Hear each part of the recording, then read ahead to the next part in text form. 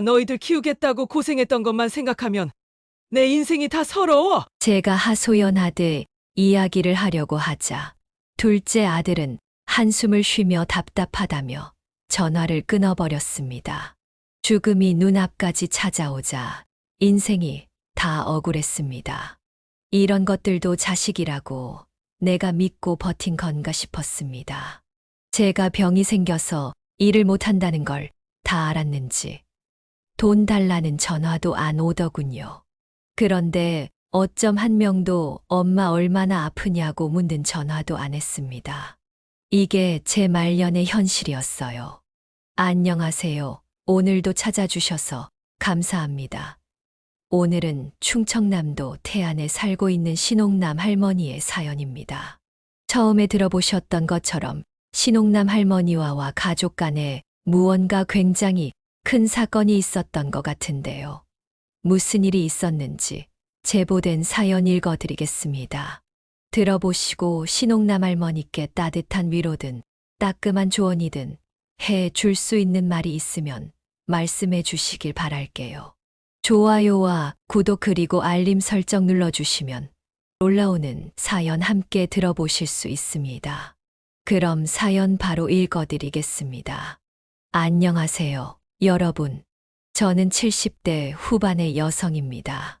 살아오면서 많은 일이 있었지만 오늘은 그 중 하나를 여러분과 나누고 싶어요. 남편을 먼저 보내고 혼자 오남매를 키우다 보니 참 힘든 인생을 살았어요. 남편은 어느 날 갑자기 오토바이 사고로 세상을 떠나고 말았죠. 36살의 과부가 될 거라고 누가 예상이나 했겠습니까?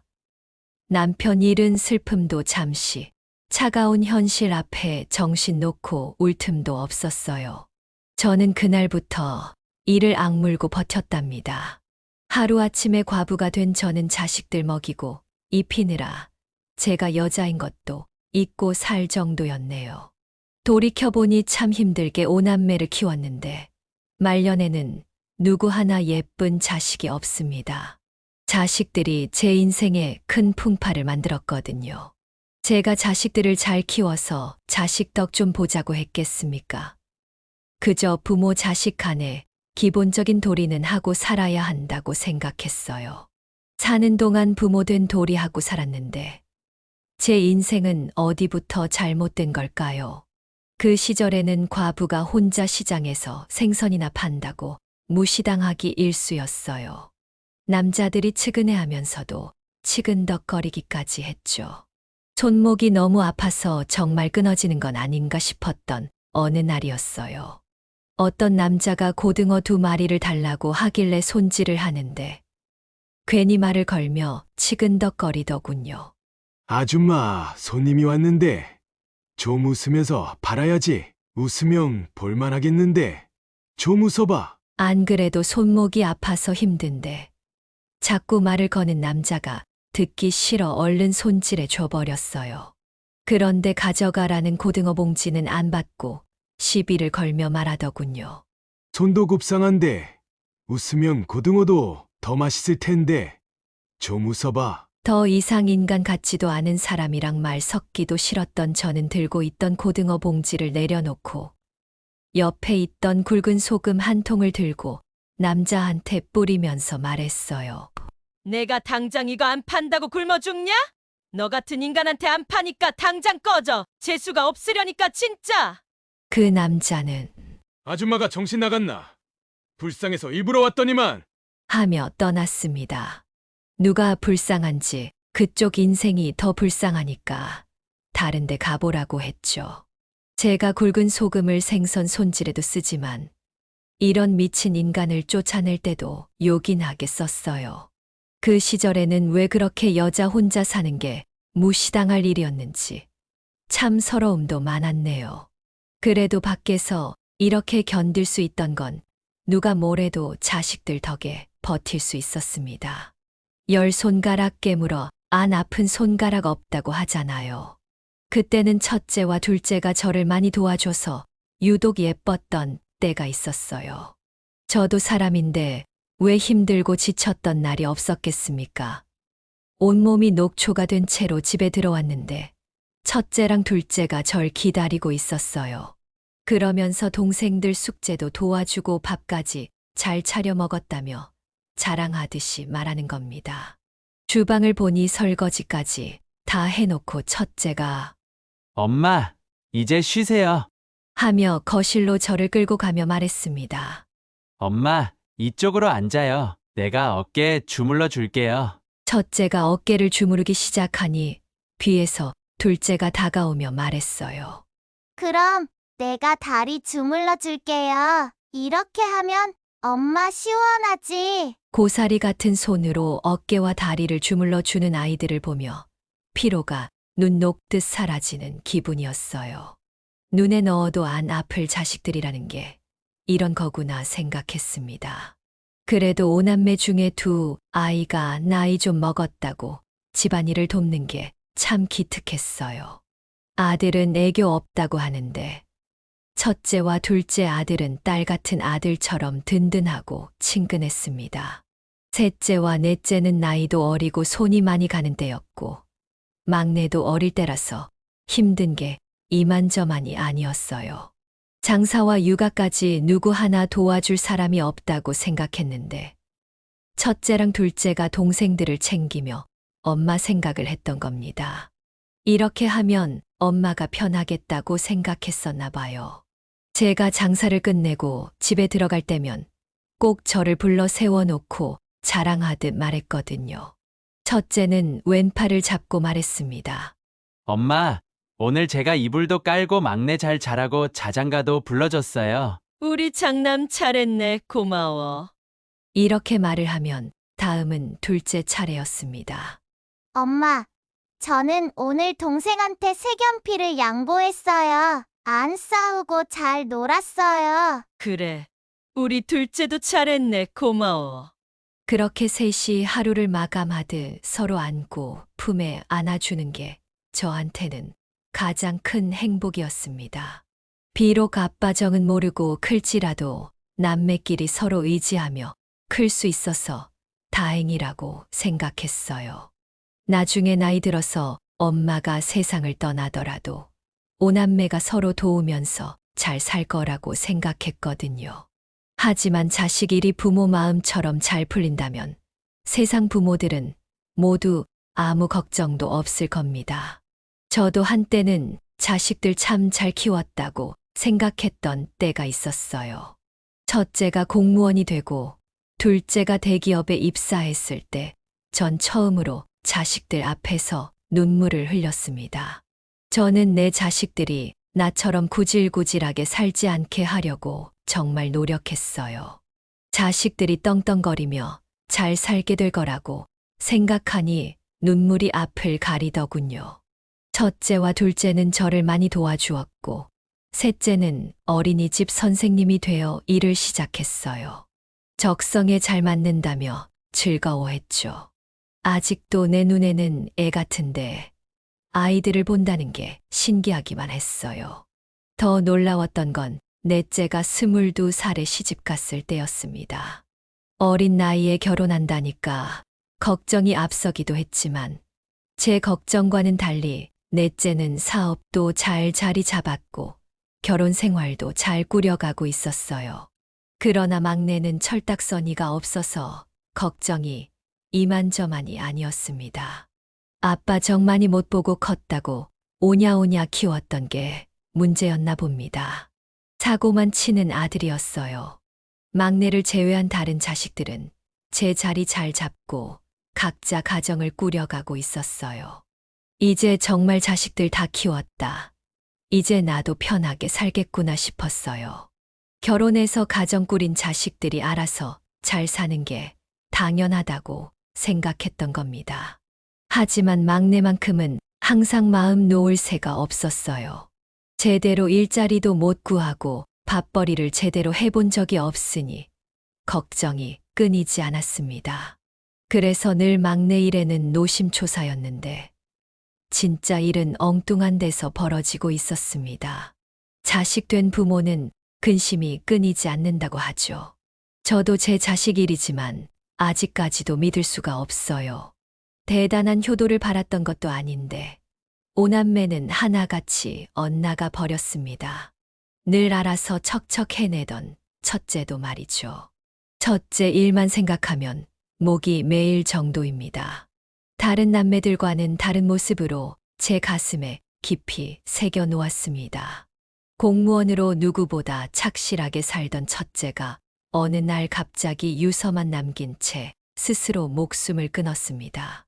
집안의 장남으로서 아빠처럼 막내까지 살피던 든든했던 첫째가 하루아침에 싸늘한 주검이 되어서 저랑 마주하게 된 겁니다. 그날도 평소처럼 장사하러 가는 길에 모르는 번호로 전화가 오길래 받았더니 아들이 사망했다는 거예요. 믿을 수가 없어서 되묻기만 했네요. 어제까지도 저랑 통화했는데 우리 큰아들이 갑자기 죽었다니 말이 안 되잖아요. 공무원 신분증 확인됐습니다. 어머니, 힘드시겠지만 우선 병원으로 와 주셔야 되겠어요. 믿을 수 없는 현실에 몇 번을 물었지만 내 아들이 확실하다는 말에 정신없이 병원으로 달려갔어요. 사고도 아니고 스스로 생을 마감했다니 저는 정말 믿을 수가 없었습니다. 병원에 도착했더니 이미 아들의 몸은 차갑게 식어 있었고 스스로 생을 마감이라는 말에 정신이 혼미해졌어요. 경찰은 제게 아들이 남겼다는 유서를 건네며 동료, 직원의 사내 고발로 아들이 감사를 받고 있었다고 하더군요. 그래서 저는 경찰에게 말했어요.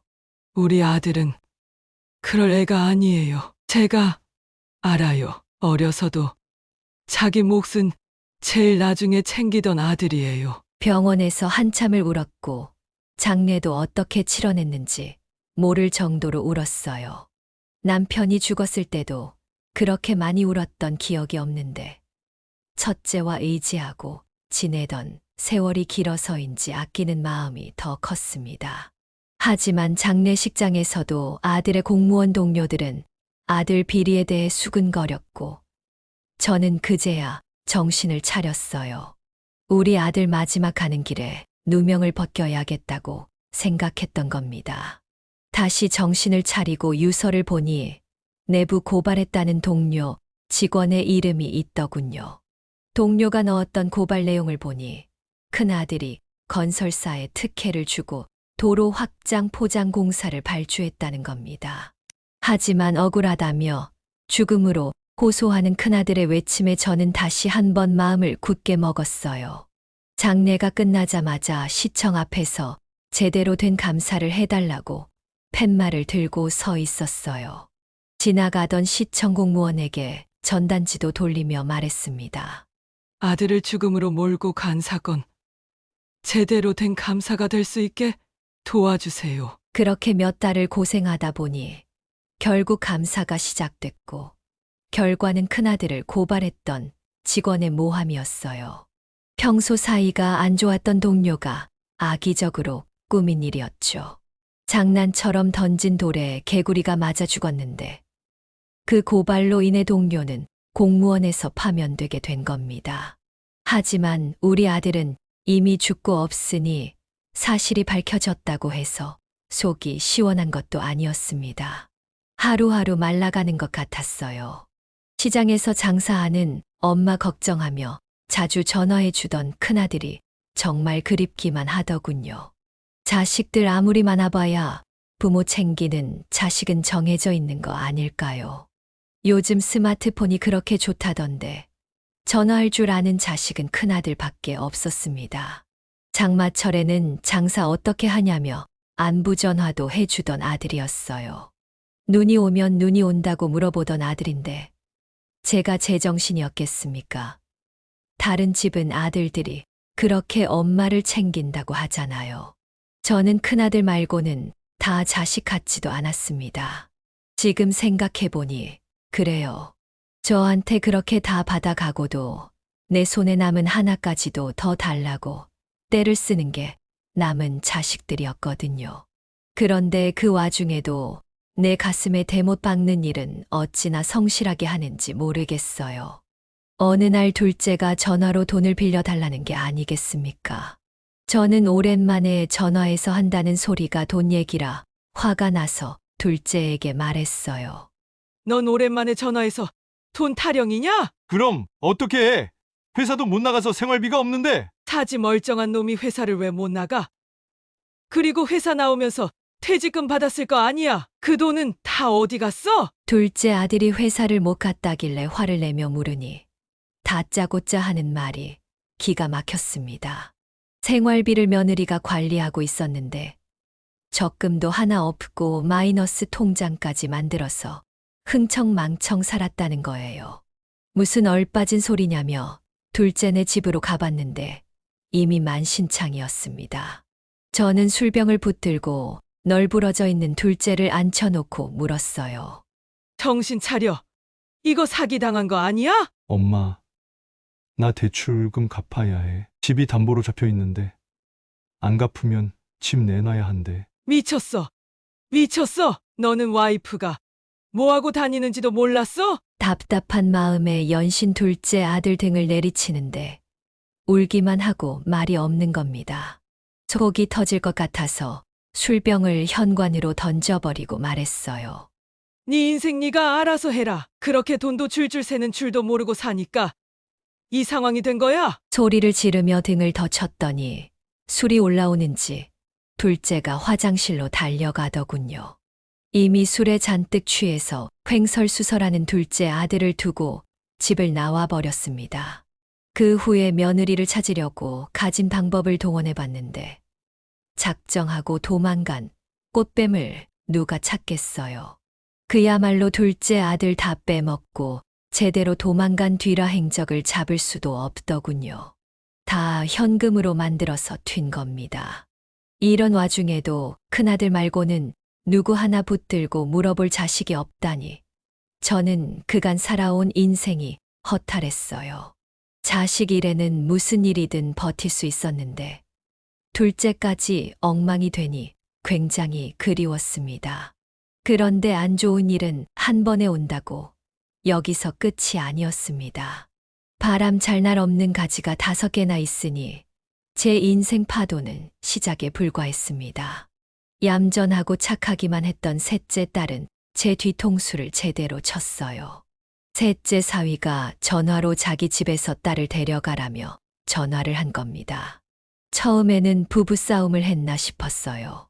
불안한 마음을 붙들고 셋째 내로 갔는데 이미 셋째 딸이 복도에서 울고 있는 거예요.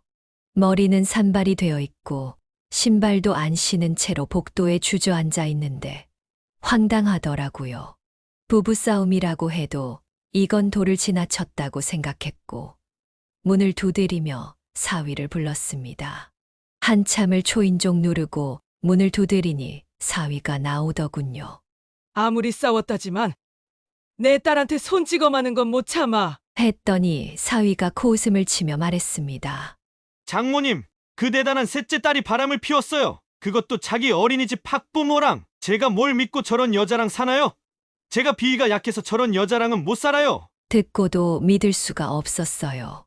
사위는 그렇게 말하고 문을 닫고 들어가 버렸습니다. 그래서 아무 말도 없이 울기만 하는 딸을 붙들고 물었어요. 누가 보면 억울한 일을 당하기라도 한 사람처럼 한참을 울기만 하더니 겨우 입을 연 셋째 딸의 말은 황당 그 자체였습니다. 술 마시다 만난 남자였고 학부모인 줄은 몰랐다는 거예요. 결혼한 여자가 술을 마시러 나간 것도 기가 막힌데 그게 하필 학부모였다는 게 이해가 되시나요? 저는 뭐가 모자라서 술을 마시러 가냐며 다그쳤고 이미 이혼 서류 받아든 걸 보니 사위한테 용서해달라고 빌 수도 없었습니다. 아무리 내 자식이어도 염치가 없다는 생각이 들었어요. 뭐가 그렇게 억울한지 울기만 하는 셋째 딸에게 말했어요. 아니, 뭘 잘했다고 울어? 그런 짓을 할 정도면 나중에 울카고는 했어야지. 네 발등 네가 찍은 거야. 이 등신아, 그 짓은 애한테도 못할 짓 한 거야. 그런데 넌 대체 어쩌려고 그런 짓을 했어? 아무리 남편 복 없으면 자식 복도 없다지만 이건 너무하지 않나요? 그런데 저는 며느리 복도, 사위 복도 지지리도 없었습니다. 둘째 며느리는 이가 빠진 꽃뱀이라 둘째를 벗겨 먹고 튀었는데 넷째 사위는 그야말로 강도 같았어요.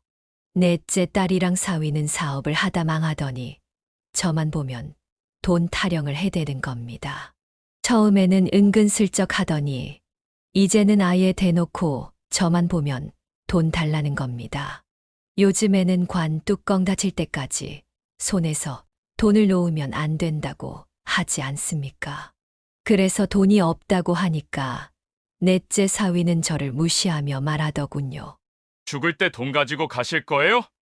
이제 큰 아들도 없는데 투자한다고 생각하고 저한테 좀 주세요. 그리고 돈이 있어야 장모님인데 돈 없다고 하시면 제가 어떻게 장모님 대접을 해드려요? 지금 투자금 급하니까 생선 팔아서 번 푼 돈이라도 좀 보내세요. 내가 자네한테 투자하느니 죽을 때 관짝에 금붙이라도 넣고 갈 거야. 나도 밑 빠진 독에 물 안 붓고 사는 사람이야. 사업할 능력 없으면 나가서 막노동이라도 해. 그 잘난 사업이 제대로 되는가 싶더니 망해버린 사업 때문에 고생을 하고 있었습니다. 그런데 남자들 사업 욕구가 무섭다고 다 망했으면 다른 일을 하면 될 걸. 꼭 사업을 해야겠다고 돈 타령을 해대는 겁니다. 아무리 돈을 부어도 밑 빠진 독에 물 붓는 바보 천지가 어디 있겠습니까? 하도 돈 타령을 하는 통에 한동안 제 넷째 사위랑은 전화도 안 하고 지냈습니다. 어쩜 자기 엄마 안부도 안 묻고 돈 타령만 하는지 귀에 딱지가 앉을 것 같았어요. 저는 말년에 주변에 돈 못 쓰고 죽은 귀신들만 붙었는지 막내까지도 난리였습니다. 막내는 심지어 돈을 제대로 벌어본 적도 없는 백수예요. 뼛속부터 백수였던 겁니다. 일자리를 겨우 구해 나가도 반나절을 버텨본 적이 없었어요. 그러면서 바라는 건 또 어찌나 많은지. 듣고 보니 백수인 막내가 제 친구들이 하는 건 다 따라하려고 하잖아요. 어느 날은 장사하는데 찾아와서 한다는 소리가 자기 친구가 차를 뽑았다고 자기도 차를 사달라는 겁니다. 그러면서 저한테 반협박처럼 말하더군요. 엄마도 알잖아. 나도 차를 사야 출근을 하고 일을 하지. 일을 해야 차 살 돈이 나오지. 아무것도 없는 내가 어떻게 해. 엄마가 사주면 되잖아. 나 차 안 사주면 평생 일 안 할 거. 마음대로 해. 네 인생이지. 내 인생이냐. 세상에 자기 인생을 담보로 엄마를 협박하는 아들이 또 있을까요? 절대 안 된다고 했더니 한동안 잠잠했습니다. 하지만 막내 아들은 포기할 위인이 아니었고 결국 사고를 치고 말았어요. 어디서 헐값에 오토바이를 샀다며 가져온 거 있죠. 자기 아버지가 오토바이 사고로 죽은 걸 뻔히 알면서도 그걸 들고 온 겁니다. 그리고는 제 앞에서 오토바이 시동을 걸며 말하더군요. 막내 아들이 차가 없어서 오토바이 타고 다니다 사고라도 당하면 엄마 속이 좀 시원하겠어? 그러니까 차 사달라고 할 때 사뒀어야지. 이게 아들이 엄마한테 할 소린가 싶었습니다. 오토바이 하면 치가 떨리기 싫었어요. 남편이 오토바이 사고 때문에 죽었는데 좋아할 여자가 어디 있겠습니까? 비가 오나 눈이 오나 시장에서 독한 년 소리 들으며 키워놨더니 아들이라는 게 이럴 수가 있나 싶어 허탈했습니다. 저는 자식들한테 효도를 바랐던 적도 없어요. 건강하게 자라서 나중에 엄마가 이만큼 고생했다는 것만 알아준다면 그걸로 감사하다고 생각했죠. 그런데 지금은 어떤 줄 아세요? 저는 자식들에게 바란 적 없어도 자식들은 저에게 돈을 바라더군요. 게다가 막내는 자기가 죽는 거 보기 싫으면 차를 내놓으라는 겁니다. 그래서 전 막내에게 단호하게 말했어요. 네가 이거 타고 나가서 죽을 용기가 있으면 타고 나가. 일할 깜냥도 없는 게 뭐 타고 나가서 죽을 만큼 대단한 용기가 있다고. 내가 너 낳고 키운 게 후회스럽다. 엄마한테 죽는 꼴 보라는 게 아들이 할 소리야? 제 말에 막내 아들은 궁시렁거리며 말했어요. 이제 생선도 안 팔려서 돈 없어? 불쌍한 척하지 마. 돈 없으면 없다고 해. 구질구질하게. 그러더니 오토바이를 타지도 못하고 끌고 걸어가는 겁니다. 자전거도 못하는 놈이라 오토바이도 못 탈 줄 알았죠. 너무 오냐오냐 키운 게 죄라면 죄인 거겠죠. 하지만 저는 어디서부터 바로잡아야 할지 감을 잡을 수 없었어요. 다들 평소에는 연락도 잘 없다가 돈이 필요할 때만 전화를 하니까 이게 가족인가 싶을 정도였죠. 그렇다고 제가 돈을 쌓아두는 것도 아니고 늙은 몸 이끌고 장사하는 처지였어요. 그야말로 벼룩의 간을 빼먹으려는 자식들처럼 저를 몰아붙이는 상황이었습니다. 그러던 어느 날, 제가 몸살이 심해서 출근을 못했던 날이었어요. 마침 넷째가 웬일로 집을 찾아왔더군요. 그러면서 제 눈치를 살피며 넷째 딸이 저에게 물었습니다. 어디 아파? 감기면 약 먹고 좀 주무셔. 그래. 얼른 약 먹고 푹 자고 일어나면 좀 괜찮을 거야. 고맙다. 넷째는 약 먹고 좀 자라며 약과 물을 챙겨줬어요. 개똥도 약에 쓰려면 없다는데 마침 이럴 때 미운 딸이라도 있으니 조금 위안이 되긴 했습니다. 그런데 계속 주방이랑 제 방을 왔다 갔다 하는 거예요. 처음에는 오랜만에 와서 뭐라도 찾나 싶었죠. 마침 약 기운에 잠이 들어서 뭘 찾는지도 모른 채 잠이 들어버렸어요. 잠이 푹 들려던 찰나의 부스럭거리는 소리에 눈이 떠졌습니다. 그런데 눈을 뜨고도 꿈을 꾸는 줄 알았어요. 글쎄, 넷째 딸이 제 장롱에서 돈 뭉치를 꺼내다가 딱 걸린 겁니다. 기가 막혀서 아픈 것도 잊어버리고 벌떡 일어나서 딸에게 소리치면서 말했어요.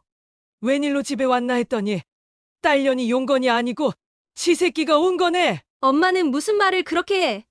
그러니까 도와달라고 할 때 좀 도와주지. 있으면서 왜 안 도와줘? 누가 보면 제 장롱에 있던 돈이 넷째 딸의 돈인 줄 알겠더군요. 기가 막히고 어이가 없어서 베개를 던지며 나가라고 소리를 질렀는데 넷째 딸은 뭐가 그렇게 억울한지 소리를 지르며 말했어요. 엄마는 큰오빠만 챙기고 다른 자식들은 자식도 아니지. 큰오빠는 죄짓고 스스로 생을 마감했는데 누명이라고 시위까지 해놓고 살아있는 자식들이 돈 좀 달라니까 한 번을 안 도와줄 수가 있어? 우린 자식도 아니지. 니들이 자식이면 엄마한테 이렇게 절대 못해. 남한테도 이렇게는 못할 거다. 화가 나고 억울해서 가슴을 치며 울었어요. 지난 날이 서럽고 첫째 아들이 보고 싶어서 차라리 죽었으면 좋겠다고 생각할 정도였습니다. 하지만 넷째 딸은 끝까지 돈 뭉치를 챙기며 저한테 말했어요. 이깟 돈 몇 푼이나 한다고. 내가 이번에 사업 제대로 성공시켜서 2배로 갚아줄게. 죽은 아들 그리워하면 돈이 나와? 살아있는 자식들한테 잘해. 말년에 아파서 알아누우면 돌볼 사람 우리를 뿐이잖아. 남편도 없으면서 정말로 아프면 어쩌려고. 피도 눈물도 없는 소리를 늘어놓던 넷째 딸은 돈 뭉치를 챙겨서 집을 나가버렸습니다. 누가 지 덕 보겠다고 했나요? 가벼운 감기에도 피도 눈물도 없는 소리를 하니까 소름이 돋을 정도였어요. 진짜 중병이라도 알았다가는 2번 다시 안 찾아올 자식들이라는 생각이 들더군요. 이런 제 생각이 의심에서 확신이 된 순간은 제가 당뇨를 앓으면서부터였습니다. 잠을 푹 자도 피곤하고 피로가 풀리지 않은 것 같았어요. 그리고 몇 달 사이 체중이 눈에 띄게 감소한 겁니다. 아무래도 몸이 이상해서 병원에 가봤는데 당뇨병이 심해져서 합병증 위험이 올 수 있는 상태라고 했습니다. 그래서 장사도 못하게 됐고 더 이상 경제적 활동을 할 수 없는 상태가 된 거예요. 오랫동안 장사했던 자리를 정리하면서 옆하게 언니도 수고했다며 다독여주고 건강을 걱정해 주더군요. 그런데 이 와중에 둘째는 생활비가 없다며 전화를 한 겁니다. 전 둘째에게 윽박 지르듯이 말했습니다. 네 엄마 돈 없어서 곧 죽어. 이제 아파서 일도 못하는데 끝까지 돈 타령이야. 정말 징글징글하다. 엄마 어디 아프냐고 안부 한번 묻는 놈이 없고 내가 너희들 키우겠다고 고생했던 것만 생각하면 내 인생이 다 서러워. 제가 하소연하듯 이야기를 하려고 하자 둘째 아들은 한숨을 쉬며 답답하다며 전화를 끊어버렸습니다. 죽음이 눈앞까지 찾아오자 인생이 다 억울했습니다. 이런 것들도 자식이라고 내가 믿고 버틴 건가 싶었습니다. 제가 병이 생겨서 일을 못한다는 걸 다 알았는지 돈 달라는 전화도 안 오더군요. 그런데 어쩜 한 명도 엄마 얼마나 아프냐고 묻는 전화도 안 했습니다. 이게 제 말년의 현실이었어요. 뉴스에서 보면 병든 부모 버리는 자식들이 제 자식들이었던 겁니다. 남의 자식 욕할 때가 아니었던 거죠. 그런데 사람이 아플 때가 제일 서럽다더니 혼자 있으니까 우울증이 오는 것 같았습니다. 명절이라고 옆집은 손주들, 며느리, 사위까지 오는데 전 혼자 덩그러니 집을 지키고 있었어요. 살아있는 자식이 넷이나 되면 뭐합니까? 한 놈도 전화를 하는 법이 없는데요. 그래서인지 첫째 생각에 눈물도 나고 극단적인 생각도 들었어요. 첫째 아들이 스스로 생을 마감했다고 들었을 때 얼마나 억울했으면 내 새끼가 스스로 그렇게 갈까 싶었습니다. 하지만 사람이 삶의 희망이 하나도 안 보이니까 첫째 아들을 따라갈 생각이 들기는 하더군요. 반겨주는 가족도 없으니 이승의 미련도 없었습니다. 더 살아서 좋은 걸 볼 것도 없고 이대로 죽으면 누가 슬퍼해 줄까라는 생각까지 들더군요. 그렇게 한동안 어떻게 죽어야 잘 죽나 고민하며 지냈습니다. 아침인지 밤인지 모르게 정신 놓고 지내는데도 끝까지 전화하는 자식은 없더라고요. 저는 그냥 자식들에게 엄마가 아니라 돈주머니였다는 생각이 들었습니다. 그러던 어느 날 멍하니 뉴스를 보는데 제가 10년 전 샀던 땅 이야기가 나오더군요. 친한 친구 중에 부동산에 관심 많던 친구가 저에게 추천해 줬던 땅이었는데 그때 당시 자식들이 다 반대했었습니다. 그때도 제가 땅을 산다고 하니까 셋째도 저에게 이렇게 말했어요. 땅은 무슨 그런 정보 엄마가 알 정도면 이미 헛소문이지. 부자들은 소리 소문 없이 사서 부자 되는 거지. 그냥 자식들한테 줘. 그래야 엄마도 말년에 편하지. 셋째가 이렇게 말하자 둘째도 맞장구를 치며 말하더군요.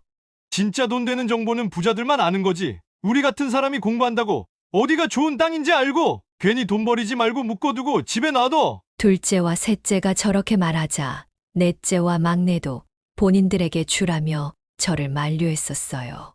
생각해보니까 그때도 자식들은 자기들 돈처럼 아까워했어요. 그때 친구는 부동산 투자로 돈을 좀 번 상태라 확실한 정보라며 추천했어요. 그래서 전 자식들이 다 말려도 투자를 강행했어요. 그때도 이미 돈에 눈 돌아간 자식들 때문에 돈을 묶어두고 싶었습니다. 그래서 자식들 말 귓등으로도 안 듣고 투자를 했던 거예요. 전 뉴스를 보면서도 믿을 수가 없었고 마침 친구에게 전화가 와서 받았더니 신난 목소리로 친구가 말하더군요. 그때 그 땅 내 말 듣고 사길 잘했지? 봐라 이제 팔자 쫙 편다.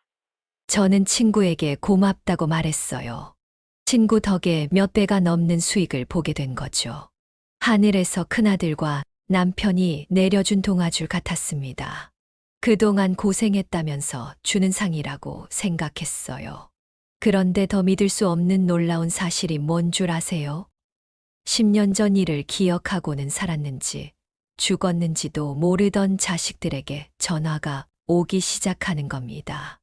넷째 딸이 전화를 했길래 받아보니 마치 자기 땅인 것처럼 기뻐하면서 말하더군요. 엄마, 그때 샀던 땅값 많이 올랐던데 나 이번에 사업 좀 도와줘. 제발. 이것만 살리면 엄마 제대로 모실게. 우리 이번 고비만 넘기면 된다니까. 아파서 알아누웠을 때는 거들떠도 안 보더니만 땅값이 오르니까 이제 엄마가 생각나니 저는 돈 타령하는 넷째 딸의 전화를 끊어버렸어요. 게다가 다른 자식들도 다 전화를 하는데 하나같이 돈 타령할 게 뻔했습니다. 돈이 있어야 엄마고 돈이 없으면 남인 사이가 가족인가요? 그 누구의 전화도 안 받고 가만히 있었더니 글쎄 이제는 제 집까지 찾아오는 겁니다. 그리고는 하나같이 저를 모시겠다고 나서는 거예요. 둘째 아들은 회사도 잃고 집도 절도 없는 놈이 절 모시겠다고 하니 코웃음을 치며 제가 말했습니다. 누가 누굴 모셔? 내가 널 업고 살게 생겼는데. 그러자 둘째 아들은 저를 보며 말하더군요. 엄마, 형 죽고 없으면 내가 장남이나 마찬가지인데 재산은 날 주는 게 맞지. 내가 엄마 편히 모실게. 나한테 상속해줘. 맞습니다. 제 땅을 서로 상속받으려고 절 모시겠다는 거였어요.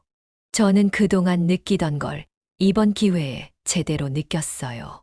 나는 돈이 있어야 엄마 취급받는 여자였던 겁니다.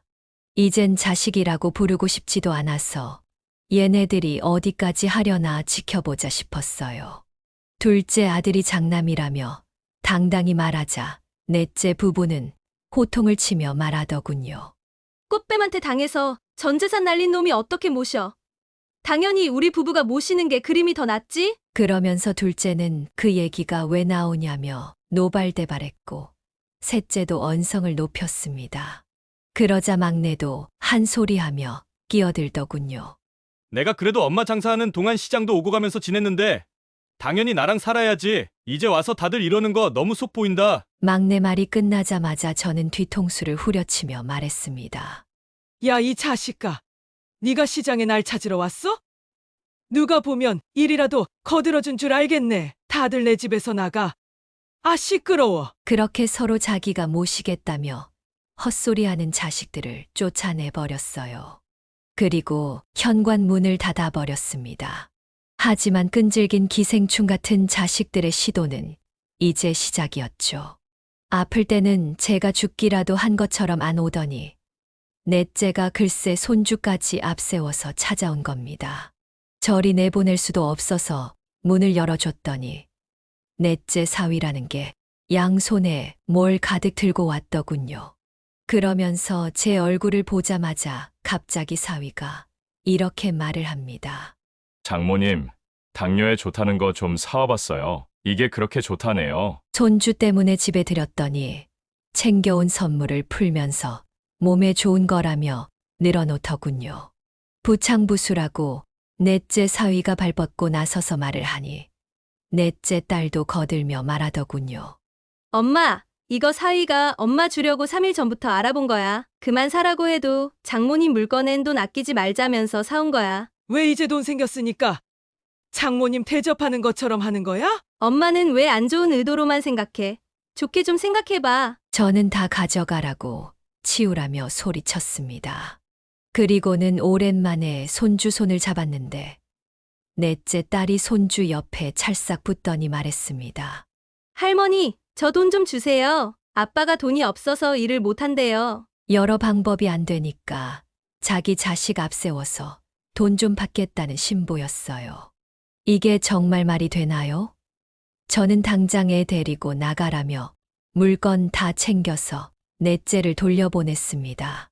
그리고 문을 닫으면서 넷째 딸한테 말했어요.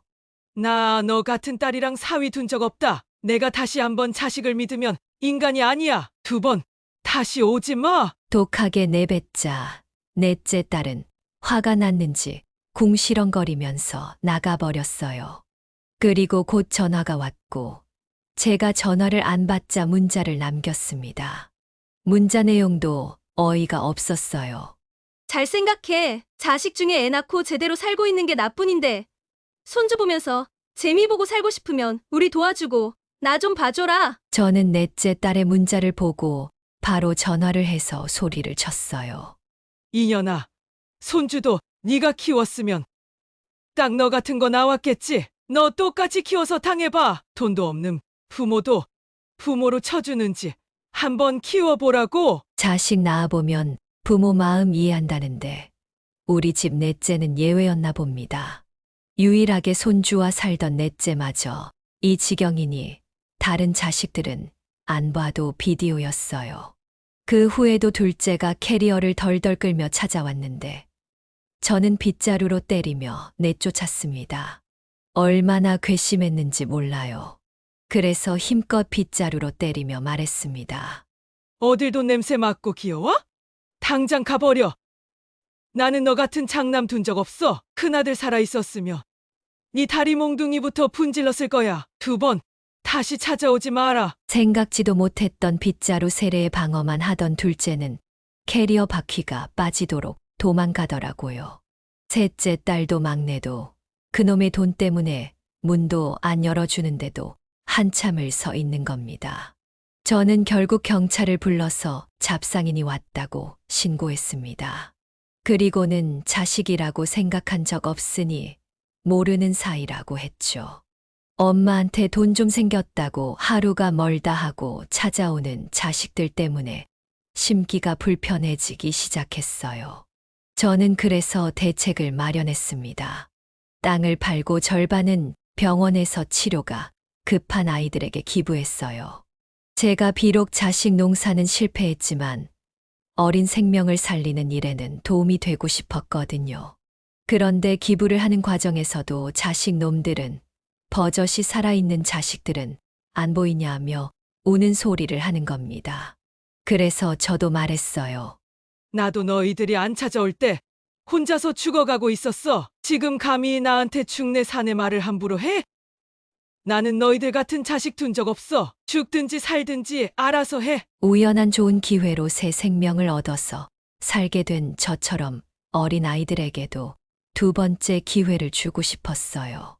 이런 제 마음을 병원에서도 고맙게 받아주셨고 감사장도 수여받을 수 있었습니다. 말년에 팔자가 핀다는 게 이런 거 아닐까요? 남을 도울 수 있는 사람이 된 게 꽤나 멋진 일인 것 같았습니다. 요즘 은행에서 상속인을 설정할 수 있는 승계 상품이 있다길래 가입했습니다. 그리고 남은 재산은 죽기 전에 기부하겠다는 조건으로 가입을 했어요. 이렇게 되면 제가 우려하던 귀찮은 법적 분쟁도 막을 수 있어서 저한테는 큰 도움이 되었죠. 제 자식들한테는 단 한 푼도 안 가도록 해두니까 삶이 조금 편해져서 지금은 소풍도 다니며 지내고 있어요. 옛말에 인생은 초년복보다는 말년복이 좋아야 편한 인생이라고 했잖아요. 그동안 제가 살면서 겪어온 모든 일들은 그저 복이 없었구나 생각하고 살고 있네요. 하지만 자식들이 성인이 된 후로 돌이켜보니 제가 잘못 살았나 아쉽기도 합니다. 그래도 저는 사는 동안 최선을 다했다고 생각해요. 자식 속을 누가 알겠습니까? 5이나 키워보니까 원래 자식이라는 게 10개 중 9개를 가져가도 부모 손에 있는 하나까지 훔쳐가야 직성이 풀리는 게 자식이라잖아요. 그래도 다 알면서도 부모니까 뭐 이기는 척 주고 사는 거겠죠. 저도 한때는 간이고 쓸개고 다 줄 수 있는 부모였지만 이제는 아닙니다. 제 인생원 없이 즐기다가 가려고요. 부모 마음 다 알아주진 못해도 배신을 안 당할 줄 알았는데 자식도 부질없다는 생각이 듭니다. 결국 힘이 들 때 가장 힘이 되는 건 내 자신인 것 같아요. 그러니 모두 스스로를 가장 1순위로 두고 살았으면 좋겠습니다. 제 박복하고 긴 이야기는 여기까지예요. 들어주셔서 감사드리고 앞으로 더 좋은 일만 가득하시길 바라겠습니다. 여기까지가 신옥남 할머니 사연자님의 사연인데요.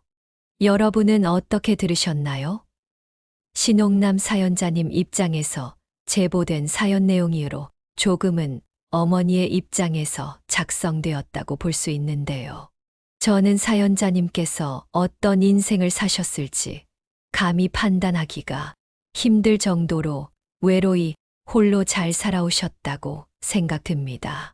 이렇게 짧게 인생을 요약해서 말씀드리는데도 그 큰 풍파가 느껴져 한편으로는 참 외로우실 수도 있겠구나 생각했습니다.